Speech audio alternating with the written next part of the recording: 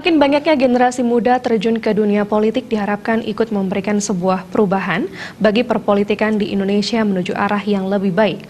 Politisi dari kalangan muda-mudi jangan terseret budaya bermain politik kotor warisan pendahulu yang dilatari kehausan kekuasaan tanpa memikirkan dampak politik kotor itu sendiri.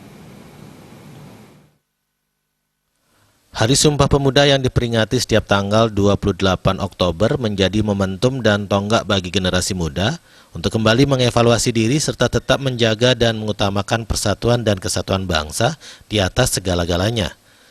Bagaimanapun juga pemuda terdahulu dari berbagai agama, suku dan ras bergabung menyatakan diri bersatu di bawah naungan NKRI.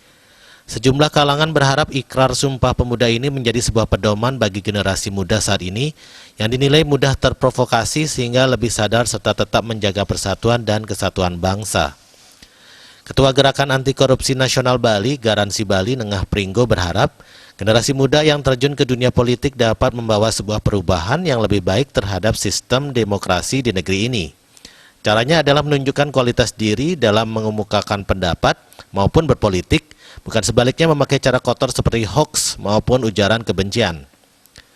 Hal senada diungkapkan Wakil Ketua DPRD Gianyar, Made Togog, yang mengatakan, jika dilihat dari sejarahnya, ikrar Sumpah Pemuda dapat terwujud tentunya memerlukan waktu dan pengorbanan. Nilai persatuan perlu dijaga dan dipelihara.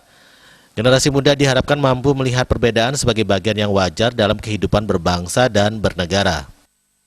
Kita lihat dari sejarahnya bahwa persatuan dan kesatuan ini sangat sulit dicapai ya. Bahkan dulu bagaimana perbedaan suku, agama, ras dan lain sebagainya untuk bisa disatukan ini memerlukan waktu dan pengorbanan ya. Nah sehingga sekarang kalau kita sudah bersatu, kita sudah merdeka, ini kan tinggal memelihara ya. Kita harus mampu melihat perbedaan sebagai perwujudan daripada penghargaan kemerdekaan ini ya.